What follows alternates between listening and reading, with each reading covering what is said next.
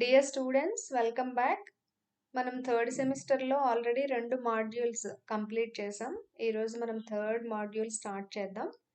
ఈ మాడ్యూల్లో మీకు సాంప్రదాయ ఉద్యోగితా సిద్ధాంతం, క్లాసికల్ థియరీ ఆఫ్ ఎంప్లాయ్మెంట్ అనేది ఇంపార్టెంట్ టాపిక్గా ఉంది. ఈ సాంప్రదాయ ఉద్యోగితా సిద్ధాంతానికి ప్రధాన ఆధారంగా జేబీసే అనే ఆర్థికవేత్త చెప్పిన మార్కెట్ సూత్రాన్ని చెప్తారు. సో ఈరోజు క్లాస్లో మనం ఈ జేబీసే మార్కెట్ సూత్రం గురించి డిస్కస్ చేద్దాం. ఈరోజు మనం డిస్కస్ చేసే టాపిక్ జేబీసే మార్కెట్ సూత్రము, సేస్ లా ఆఫ్ మార్కెట్స్. ఈ టాపిక్ యొక్క లెర్నింగ్ ఆబ్జెక్టివ్స్ ఏంటి అంటే సే మార్కెట్ సూత్రాన్ని అర్థం చేసుకోవటం, ఈ సే మార్కెట్ సూత్రం ఏ ఏ ప్రమేయాల ఆధారంగా చెప్పబడింది తెలుసుకోవడం, సే మార్కెట్ సూత్రాన్ని విమర్శనాత్మకంగా విశ్లేషించడం, సే మార్కెట్ సూత్రం ప్రస్తుత ఆర్థిక వ్యవస్థలకు ఎంతవరకు వర్తిస్తుంది అనేది పరిశీలించడం. ఫస్ట్ మనం సే మార్కెట్ సూత్రం ఏంటి అనేది గమనిస్తే, ఒక్క లైన్లో సే చెప్పిన మార్కెట్ సూత్రాన్ని ఏం చెప్తున్నారు అంటే, సప్లై తన డిమాండ్ను తానే సృష్టించుకుంటుంది. సే మార్కెట్ సూత్రం ప్రకారం సప్లై తన డిమాండ్ను తానే సృష్టించుకుంటుంది. Supply creates its own demand. So J B Say ఉద్దేశంలో వస్తు సేవల సప్లై ఉంది అంటే దానికి తగినంత డిమాండ్ ఆటోమేటిక్గా సృష్టించబడుతుంది అనేది సే చెప్పిన మార్కెట్ సూత్రం యొక్క అర్థంగా మనం చెప్పొచ్చు. సో సే ఉద్దేశం ప్రకారం ఎంత సప్లై ఉంటే అంత డిమాండ్ ఉంటుంది. Supply is equal to demand. ఇంకా డీటెయిల్డ్గా చెప్పాలి అంటే సమిష్టి సప్లై ఈజ్ ఈక్వల్ టు సమిష్టి డిమాండ్. అంటే aggregate supply is equal to aggregate demand. ఎన్ని ఆర్థిక వ్యవస్థలో ఎన్ని వస్తు సేవలు ఎంత క్వాంటిటీలో సప్లై చేయబడుతున్నాయో వాటి అన్నిటి విలువకు సరిపడా డిమాండ్ సృష్టించబడుతుంది అనేది సే చెప్పిన మార్కెట్ సూత్రం. సో సే మార్కెట్ సూత్రం ప్రకారం ఆర్థిక వ్యవస్థలో అత్యుత్పత్తి ఉండదు, అల్ప ఉత్పత్తి ఉండదు.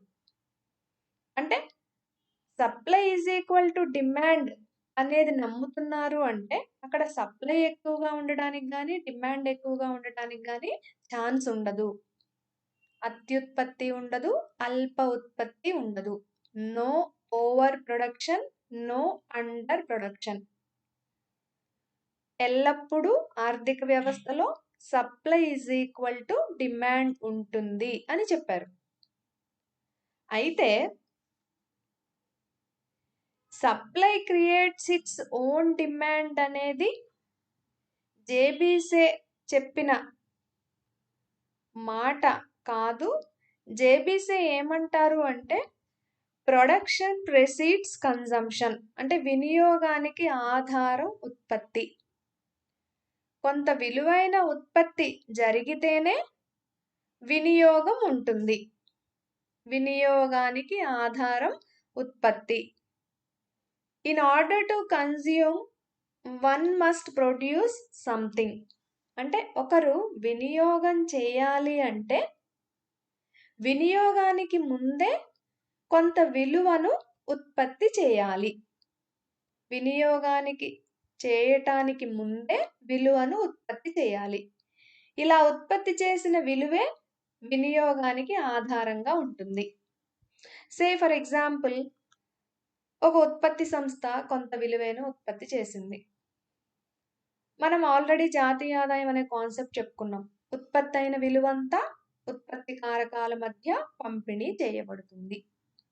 అంటే కొంత విలువైన ఉత్పత్తి జరిగింది అంటే ఆ విలువ అంతా ఉత్పత్తి కారకాల మధ్య పంపిణీ చేయబడుతుంది. అలా పంపిణీ చేయబడిన విలువ అంతా మరలా వస్తు సేవల కొనుగోలు కోసం ఖర్చు చేయబడుతుంది. సో పంపిణీ చేయబడిన విలువంతా వస్తు సేవల వినియోగం కోసం ఖర్చు చేయబడుతుంది అంటే ఎంత విలువైన ఉత్పత్తి జరిగిందో అంత విలువైన ఉత్పత్తికి డిమాండ్ సృష్టించబడింది అనేది జేబీసీ చెప్పిన మార్కెట్ సూత్రం. అంటే ఇక్కడ పంపిణీ చేయబడిన ఆదాయం అంతా ఖర్చు అవుతుంది. ఇంక ఇక్కడ పొదుపు అనే కాన్సెప్ట్ గురించి జేబీసీ మార్కెట్ సూత్రంలో ఎక్కడ ప్రస్తావన చేయలేదు. కొంత విలువ ఉత్పత్తి చేయబడుతుంది, ఆ ఉత్పత్తి చేయబడిన విలువకు తగినట్టుగా డిమాండ్ సృష్టించబడుతుంది అనేది జేబీసీ చెప్పిన మార్కెట్ సూత్రం. ఈ సూత్రం కొన్ని ప్రమేయాలను ఆధారంగా చేసుకొని జేబీసీ చెప్పారు. ఆ ప్రమేయాలను చూస్తే మనకు ప్రమేయాలకు వెళ్ళడానికంటే ముందు ఇక్కడ ఈక్విలిబ్రియం సమతౌల్యము అంటే జేబీసీ మార్కెట్ సూత్రం ప్రకారం supply is equal to demand అంటున్నాం కాబట్టి ఆర్థిక వ్యవస్థలో అత్యుత్పత్తికి కానీ అల్ప ఉత్పత్తికి కానీ అవకాశం లేదు అంటున్నాం కాబట్టి ఆర్థిక వ్యవస్థ ఎల్లప్పుడూ సమతౌల్యంలో ఉంటుంది అనేది మనం మార్కెట్ సూత్రం నుంచి అర్థం చేసుకోవచ్చు. అంటే ఆర్థిక వ్యవస్థ ఎల్లప్పుడూ సమతౌల్యంలో ఉంటుంది, ఈక్విలిబ్రియం స్టేట్లో ఉంటుంది. అక్కడ సప్లై ఎక్కువ ఉండటం కానీ డిమాండ్ ఎక్కువ ఉండటం కానీ జరగదు. రైట్, ఆ ఈక్విలిబ్రియం స్టేట్ గురించి చెప్పడం కోసమే నేను ఇక్కడ ఈక్విలిబ్రియం అనే దాన్ని ఇన్సర్ట్ చేయటం జరిగింది. సో జేబీసీ మార్కెట్ సూత్రం ప్రకారం ఆర్థిక వ్యవస్థ ఎల్లప్పుడూ ఈక్విలిబ్రియం స్టేట్లో ఉంటుంది, అంటే సమతౌల్యంలో ఉంటుంది. ఏది ఎక్కువ తక్కువ ఉండదు. ఏది ఎక్కువ తక్కువ అంటే ఇక్కడ సప్లై డిమాండ్, ఆ రెండు మార్కెట్ ఫోర్సెస్ అని మనం ఆల్రెడీ చదువుకున్నాం కాబట్టి అటువంటి ఇంపార్టెంట్ మార్కెట్ సోర్సెస్ రెండు ఎప్పుడు ఈక్వల్గా ఉంటాయి అంటున్నారు అంటే ఆర్థిక వ్యవస్థలో ఎటువంటి సమస్యలకు తావు లేదు అని ఇక్కడ మనం అర్థం చేసుకోవచ్చు. జేబీసీ చెప్పిన మార్కెట్ సూత్రం ఏ ప్రమేయాలను ఆధారంగా చేసుకొని చెప్పారు అంటే ఈ మార్కెట్ సూత్రం దీర్ఘకాలానికి వర్తిస్తుంది. అంటే స్వల్పకాలంలో supply is not equal to demand అనే సిచ్యుయేషన్స్ మనం ఫేస్ చేసిన లాంగ్ రన్ ని మనం తీసుకున్నప్పుడు ఎల్లప్పుడూ supply is equal to demand అనేది వర్తిస్తుంది అనేది జేబీసీ యొక్క ఆలోచన. అలాగే ఆర్థిక వ్యవస్థలో ఎల్లప్పుడూ సంపూర్ణ ఉద్యోగిత ఉంటుంది, ఫుల్ ఎంప్లాయ్మెంట్. మనం ఆల్రెడీ సంపూర్ణ ఉద్యోగిత అంటే డెఫినేషన్ చదువుకున్నాం. అమలులో ఉన్న వేతన స్థాయి వద్ద పని చేయగలిగి పని చేయడానికి ఆసక్తి ఉన్న వారందరికీ పని కల్పించగలిగే స్థితి. రైట్, అటువంటి వారందరికీ ఉద్యోగిత కల్పించబడుతుంది. అంటే ఎకానమీలో సంపూర్ణ ఉద్యోగిత ఉంటుంది, వనరులు నిరుపయోగంగా ఉండటం అనేది ఉండదు. అలాగే ఆర్థిక వ్యవస్థలో పరిపూర్ణ పోటీ మార్కెట్ ఉంటుంది. పరిపూర్ణ పోటీ మార్కెట్ గురించి కూడా మనం లాస్ట్ సెమిస్టర్లో చదువుకున్నాం. పరిపూర్ణ పోటీ మార్కెట్ అంటే అనేక మంది అమ్మకందారులు కొనుగోలుదారులు ఉంటారు, సజాతీయ వస్తువు ఉత్పత్తి చేయబడుతుంది, రైట్, ఒకే ధర ఉంటుంది, అమ్మకం వ్యయాలు ఉండవు. ఇవన్నీ ఏదైతే ఐడియల్ మార్కెట్ అంటామో దానికి ఉన్న లక్షణాలన్నీ ఉంటే దాన్ని పరిపూర్ణ పోటీ మార్కెట్ అంటారు. అటువంటి పరిపూర్ణ పోటీ మార్కెట్ ఆర్థిక వ్యవస్థలో అమలులో ఉంటుంది అనేది జేబీసీ చెప్పిన ఒక ప్రమేయం. అలాగే పొదుపు పెట్టుబడి సమానంగా ఉంటాయి. ఒకవేళ స్వల్పకాలంలో ఈ రెండిటి మధ్య అసమానత ఉన్నా ఈ పొదుపు పెట్టుబడి అనేవి వడ్డీ రేటుపై ఆధారపడి ఉంటాయి కాబట్టి వడ్డీ రేటులో వచ్చే మార్పులు పొదుపుని పెట్టుబడిని మళ్ళీ సమానం చేస్తాయి. అంటే పొదుపు కంటే పెట్టుబడి ఎక్కువగా ఉంటే వడ్డీ రేటు పెరగటం ద్వారా పొదుపు పెరుగుతుంది, మళ్ళీ పొదుపు పెట్టుబడి సమానం అవుతాయి. అలాగే పెట్టుబడి కంటే పొదుపు ఎక్కువగా ఉంటే వడ్డీ రేటు తగ్గటం ద్వారా పెట్టుబడి పెరిగి మరలా పొదుపు పెట్టుబడి సమానం అవుతాయి. ఇట్లా పొదుపు పెట్టుబడి ఎల్లప్పుడూ సమానంగా ఉంటాయి అన్నారు. ఒకవేళ స్వల్పకాలంలో ఈ రెండిటి మధ్య అసమానత ఏర్పడినా వడ్డీ రేటులో వచ్చే మార్పులు ఈ రెండిటిని మళ్ళీ సమానం చేస్తాయి అనేది జేబీసీ చెప్పిన మరొక ప్రమేయం. అలాగే జేబీసే ఆర్థిక కార్యకలాపాల్లో ప్రభుత్వ జోక్యం ఉండదు అనేది నమ్మారు. ఆర్థిక కార్యకలాపాల్లో ప్రభుత్వ జోక్యం అవసరం లేదు. ప్రభుత్వ జోక్యం అవసరం లేదు అంటే ఫ్రీ మార్కెట్ ఎకానమీ అనేది వీళ్ళు నమ్మారు. ఫ్రీ మార్కెట్ ఎకానమీని సపోర్ట్ చేశారు. ఇప్పుడు మనకి ఫ్రీ మార్కెట్ ఎకానమీ అనగానే ఆడమ్ స్మిత్ చెప్పిన లెసెస్ ఫెయిర్ అనే సిద్ధాంతం మీకు గుర్తు రావాలి. లెసెస్ ఫెయిర్ అని చెప్పి స్వేచ్ఛ మార్కెట్ ఆర్థిక వ్యవస్థ అంటే ఉత్పత్తి కార్యకలాపం మీద ప్రభుత్వ జోక్యం ఉండకూడదు, దాన్ని స్వేచ్ఛగా వదిలేయాలి, ప్రైవేట్ వ్యక్తులకు వదిలేయాలి, రైట్? అటువంటి సిద్ధాంతాన్ని లెసెస్ ఫెయిర్ పాలసీ అంటాం. ఆడమ్ స్మిత్ ప్రపోజ్ చేసిన థియరీ. సో జేబీసే కూడా ఆర్థిక కార్యకలాపాల్లో ప్రభుత్వ జోక్యం ఉండదు అని అంటున్నారు అంటే ఆడమ్ స్మిత్ చెప్పిన లెసెస్ ఫెయిర్ పాలసీని సపోర్ట్ చేస్తున్నారు అని అర్థం. మనం అందుకనే జేబీసే అనే ఆర్థికవేత్తని ఆడమ్ స్మిత్ కి ఎక్స్పోనెంట్ గా చెప్తాం. అంటే ఆడమ్ స్మిత్ యొక్క ఐడియాలజీని సపోర్ట్ చేసిన ఆర్థికవేత్తల్లో ఒక ముఖ్యమైన ఆర్థికవేత్తగా మనం జేబీసీని చెప్తాం, రైట్?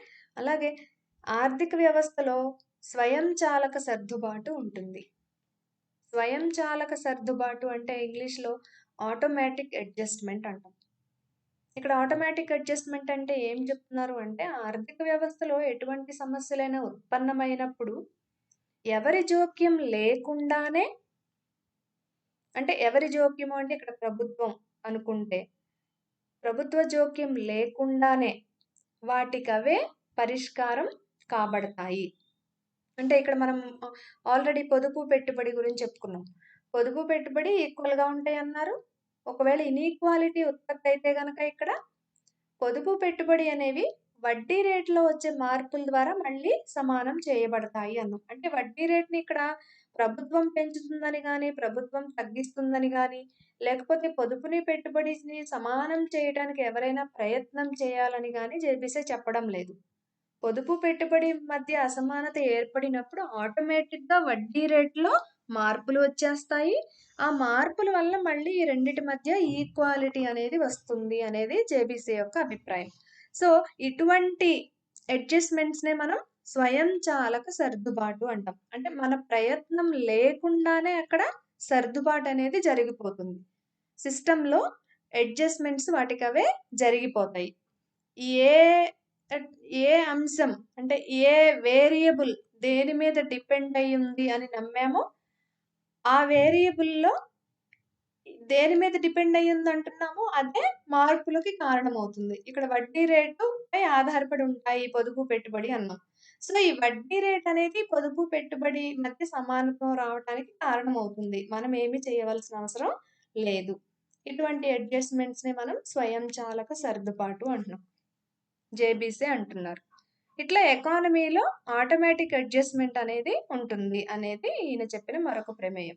ఇలా ఈ ప్రమేయాలన్నిటినీ ఆధారంగా చేసుకొని అంటే ఈ సూత్రం దీర్ఘకాలానికి వర్తిస్తుందని అన్నారు, సంపూర్ణ ఉద్యోగిత ఉంటుందన్నారు, పరిపూర్ణ పోటీ ఉంటుందన్నారు, పొదుపు పెట్టుబడి సమానంగా ఉంటాయన్నారు, పొదుపు పెట్టుబడి వడ్డీ రేటుపై ఆధారపడి ఉంటాయన్నారు, ఆర్థిక కార్యకలాపాల్లో ప్రభుత్వ జోక్యం ఉండదన్నారు, స్వయంచాలక సర్దుబాటు జరుగుతుంది అన్నారు. ఇవన్నీ వ్యవస్థలో ఉన్నప్పుడు సమిష్టి సప్లై ఈజ్ ఈక్వల్ టు సమిష్టి డిమాండ్. ఇంకక్కడ ఎటువంటి ఆర్థిక సమస్యలకి తావు లేదు, రైట్? ఇట్లా ఈ ప్రమేయాలని ఆధారంగా చేసుకొని జేబీసీ మార్కెట్ సూత్రాన్ని చెప్పటం జరిగింది. అయితే మనం ఇవన్నిటినీ ఒకసారి అబ్జర్వ్ చేసి ప్రెజెంట్ ఆర్థిక వ్యవస్థని మనం ఒకసారి కంపేర్ చేసి చూసినప్పుడు ఒక్కొక్క ప్రమేయాన్ని చూసుకుంటే ఫర్ ఎగ్జాంపుల్ సంపూర్ణ ఉద్యోగిత చూడండి. మనం ఇప్పుడు ప్రతి చోట నిరుద్యోగిత గురించి మాట్లాడుతున్నాం. సంపూర్ణ ఉద్యోగిత అనేది అసలు సాధ్యమయ్యే అంశంగా మనకి కనిపించటం లేదు. అలాగే పరిపూర్ణ పోటీ ఉంటుంది అన్నారు.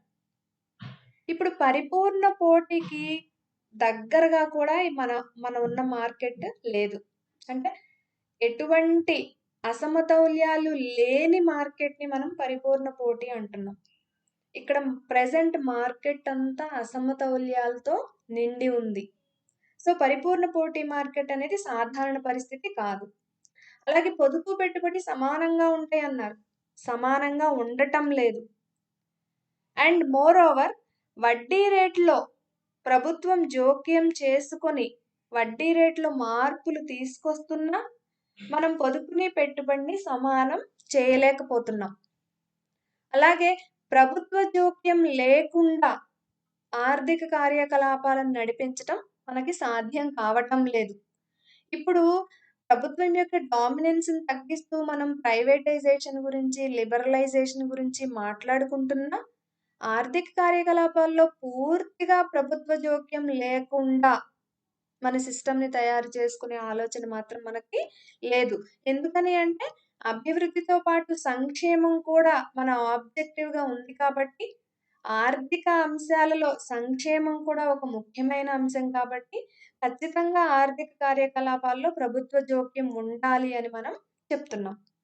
అలాగే స్వయంచాలక సర్దుబాటు అనేది మనకి ఎక్కడా కనిపించటం లేదు. మన ప్రయత్నం లేకుండా ఎక్కడ ఏది సమతౌల్యంలోకి రావటం లేదు. మన ప్రయత్నం ఉన్నా సరే మనం సమతౌల్యాన్ని సాధించలేకపోతున్నాం. కొన్ని ఎక్కువగా ఉంటున్నాయి. కొన్ని తక్కువగా ఉంటున్నాయి. ఇప్పుడు వస్తు సేవల ఉత్పత్తినే తీసుకుంటే కొన్ని వస్తు సేవలు డిమాండ్‌కి మించి ఉత్పత్తి చేయబడుతున్నాయి.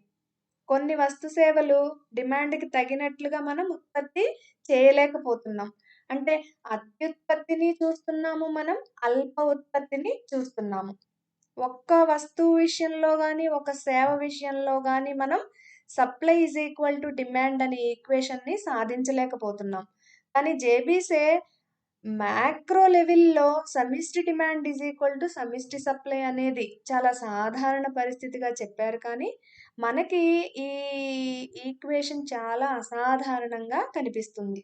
మనం ఎంత బాగా ప్రయత్నం చేసినా సరే మనం ఈ S is equal to D అంటే supply is equal to demand అనే ఈక్వేషన్‌ని సాధించలేకపోతున్నాం.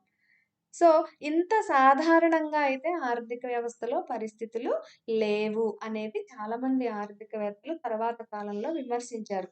ఈ జేబీసీ మార్కెట్ సూత్రాన్ని విమర్శించిన వాళ్ళలో ముఖ్యంగా మనం J M Keynes, John Maynard Keynes అనే ఆర్థికవేత్తని చెప్పుకోవచ్చు. చూడండి, ఇది మనకి ప్రస్తుత ఆర్థిక వ్యవస్థలకి ఎంతవరకు వర్తిస్తుంది ఈ సూత్రం అనేది మనం తీసుకున్నప్పుడు చూడండి, why are economies facing problems globally? మన దేశం అనే కాదు, ప్రపంచ దేశాలన్నీ కూడా అన్‌ఎంప్లాయ్‌మెంట్ అనేది ఒక పెద్ద ప్రాబ్లమ్. అంటే నిరుద్యోగిత. కానీ జేబీసీ సంపూర్ణ ఉద్యోగిత ఉంటుంది అన్నారు. అలాగే ఓవర్ ప్రొడక్షన్, అత్యుత్పత్తి అనేది సమస్యగా ఉంది. ఇప్పుడు చూడండి, మనం లాక్‌డౌన్ సమయాన్నే తీసుకోండి. మనం అనుకోని పరిస్థితి, ఒక ఆరోగ్య పరిస్థితి ఆరోగ్య పరిస్థితుల వలన ఆర్థిక వ్యవస్థ ఒక రకంగా తలకిందులైపోయింది. మన దేశమే కాదు, మొత్తం గ్లోబల్ ఎకానమీస్. చాలా చోట్ల చాలా రకాల వస్తు సేవలు అలా ఉండిపోయినాయి మార్కెట్ లేకుండా. అప్పుడేం జరిగింది? ఆటోమేటిక్ అడ్జస్ట్‌మెంట్ ఏం జరగలేదు. ప్రభుత్వం తానే పూనుకొని ప్రతి దేశంలోనూ ప్రభుత్వాలు ఆ పరిస్థితులకు అనుగుణంగా ఒక్కొక్క ప్యాకేజీని ప్రకటించి ఇంటెన్షనల్‌గా డిమాండ్‌ని క్రియేట్ చేసి ఎకానమీని సరిచేయటానికి పూనుకున్నారు. ఇంత ప్రయత్నం జరుగుతున్నా ఇంకా మామూలు పరిస్థితులు నెలకొల్పబడలేదు. అంటే ఇక్కడ ఆటోమేటిక్ అడ్జస్ట్‌మెంట్ జరుగుతుంది అనేది చాలా సాధారణంగా చెప్పారు గానీ జేబీసే రియల్ టైమ్‌లో మనకి అటువంటి ఆటోమేటిక్ అడ్జస్ట్‌మెంట్ ఎక్కడా కనిపించటం లేదు. అలాగే ప్రభుత్వ జోక్యం లేకుండా ఆర్థిక కార్యకలాపాలన్నీ సవ్యంగా జరిగిపోతాయి అన్నారు కానీ, ఇక్కడ ప్రభుత్వ జోక్యం లేకుండా మనకి ఆర్థిక వ్యవస్థలు సక్రమంగా నడుస్తాయి అనేది ఇక్కడ మనకి కనిపించటం లేదు. అలాగే ఓవర్ ప్రొడక్షన్ ప్రాబ్లమ్ ఉంది. అండర్ ప్రొడక్షన్ ప్రాబ్లమ్ ఉంది. రిసెషన్, మనం ఇప్పుడు లాక్‌డౌన్ టైమ్‌లో చూసాం రిసెషన్. ఈ రిసెషన్ అంటే ఉత్పత్తి ఉంటుంది. అంటే సప్లై ఉంటుంది. దానికి తగినంత డిమాండ్ ఉండదు. అలాగే ఇన్‌ఫ్లేషన్, డిమాండ్ ఉంటుంది. దానికి తగినట్టు సప్లై ఉండదు. ఈ 2 మనం కోర్ ఎకనామిక్ ప్రాబ్లమ్స్‌గా చెప్తాం. ఏ రెండిటిని? Recession and inflation. మనం అన్నాం కదా! జేబీసీ మార్కెట్ సూత్రం ప్రకారం అత్యుత్పత్తి ఉండదు, అల్ప ఉత్పత్తి ఉండదు అని. అత్యుత్పత్తి వలన ఏర్పడే ఆర్థిక సమస్య రిసెషన్. అల్ప ఉత్పత్తి వలన ఏర్పడే ఆర్థిక సమస్య ఇన్‌ఫ్లేషన్. ఈ 2 కూడా చాలా పెద్ద ఆర్థిక సమస్యలు. ఎప్పుడూ ఎక్కడో అక్కడ ఏదో ఒక సెక్టర్ ఏదో ఒక కంట్రీ, ఏదో ఒక స్టేట్, ఏదో ఒక రిసెషనో, ఇన్‌ఫ్లేషనో ప్రాబ్లమ్స్ ఫేస్ చేస్తూనే ఉంటాం. అంటే ఈ ప్రాబ్లమ్స్ అన్నీ మనం ఇప్పుడు ఫేస్ చేస్తున్నాము అంటే, జేబీసీ మార్కెట్ సూత్రం ప్రస్తుత ఆర్థిక వ్యవస్థలకి వర్తింపజేసేలాగా లేదు అనేది మనం అర్థం చేసుకోవాల్సిన విషయం. అయితే జేబీసీ మార్కెట్ సూత్రంలో మనం ఒక విషయాన్ని ఏం తీసుకోవచ్చు అంటే, వినియోగానికి ఆధారం ఉత్పత్తి. అంటే మనం వినియోగం చెయ్యాలి అంటే, మనం ఎంతో కొంత విలువని ఉత్పత్తి చేయాలి. అంటే మనం ఏదో ఒక పనిలో నిమగ్నం అవ్వాలి. మనం ఒక విలువని క్రియేట్ చేయగలగాలి. అప్పుడే నీకు వినియోగం చేయటానికి ఆధారం దొరుకుతుంది అనేది మనం పాజిటివ్‌గా తీసుకోవాల్సిన విషయం. సో, జేబీసీ మార్కెట్ సూత్రం ప్రకారం సప్లై తన డిమాండ్ తానే సృష్టించుకుంటుంది. అల్ప ఉత్పత్తి ఉండదు, అధిక ఉత్పత్తి ఉండదు అని చెప్పారు. ఏ ప్రమేయాలను ఆధారంగా చేసుకొని చెప్పారు అంటే, ఆర్థిక కార్యకలాపాల్లో ప్రభుత్వ జోక్యం ఉండకూడదు. అలాగే స్వయంచాలక సర్దుబాటు జరుగుతుంది. ఏమైనా సమస్యలొచ్చినప్పుడు వాటికవే పరిష్కారం కాబడతాయి. పొదుపు, పెట్టుబడి సమానంగా ఉంటాయి. ఆర్థిక వ్యవస్థలో పరిపూర్ణ పోటీ పరిస్థితులు ఉంటాయి. ఎల్లప్పుడూ సంపూర్ణ ఉద్యోగిత ఉంటుంది. ఈ సూత్రం దీర్ఘకాలానికి వర్తిస్తుంది. స్వల్ప కాలంలో కొన్ని సమస్యలు ఉత్పన్నమైనా ఆటోమేటిక్‌గా అడ్జస్ట్ చేయబడతాయి అనేది జేబీసీ చెప్పిన మార్కెట్ సూత్రానికి ప్రమేయాలుగా చెప్తున్నాం మనం. ఈ ప్రమేయాలను ఆధారంగా చేసుకొని ఎకానమీ ఎప్పుడూ ఈక్విలిబ్రియం స్టేట్‌లో ఉంటుంది. అంటే సమతౌల్యంలో ఉంటుంది. అసమతౌల్యాలనేవి ఉండవు అనేది జేబీసీ అభిప్రాయం. అయితే ప్రెజెంట్ ఎకానమీస్ మనం ఆల్మోస్ట్ ఒక 60, 70 ఇయర్స్ నుంచి మనం ఎకానమీస్‌ని మనం అబ్జర్వ్ చేస్తే గనక ఈ ప్రాబ్లమ్స్ అన్నీ మనం ఎప్పుడు ఫేస్ చేస్తూనే ఉన్నాం. నిరుద్యోగిత, అధిక ఉత్పత్తి, అల్ప ఉత్పత్తి, రిసెషన్, ఇన్‌ఫ్లేషన్ అంటే ద్రవ్యోల్బణం అంటాం. రిసెషన్ అంటే ఆర్థిక మాంద్యం అంటాం. ఈ ప్రాబ్లమ్స్ అన్నీ మనం ఫేస్ చేస్తూనే ఉన్నాము. ఈ ప్రాబ్లమ్స్‌ని పరిష్కారం చేయటం కోసం ప్రభుత్వాలు జోక్యం చేసుకొని రకరకాల విధానాలతోటి ప్రయత్నం చేస్తూ ఉన్నాయి అంటే, జేబీసీ చెప్పిన మార్కెట్ సూత్రం గాని, జేబీసీ చెప్పిన ప్రమేయాలు గాని ఇక్కడ మన ఆర్థిక వ్యవస్థలకి వర్తింపచేసేలాగా లేవు. కానీ వినియోగం చేయటానికి ముందు మనం కొంత విలువని సృష్టించటంలో భాగం అవ్వాలి అనేది మనం జేబీసీ మార్కెట్ సూత్రం నుంచి తీసుకోవాల్సిన విషయం. సో, జాగ్రత్తగా వినండి, అర్థం చేసుకోండి. ఇక్కడ మీకు 2 లింక్స్ ఇచ్చాను. ఇంకా ఫర్దర్ డీటెయిలింగ్ ఉంది. 2 లింక్స్‌లోనూ ఒకసారి చదివితే మీకు ఇంకా బాగా అర్థమవుతుంది. Thank you. All the best.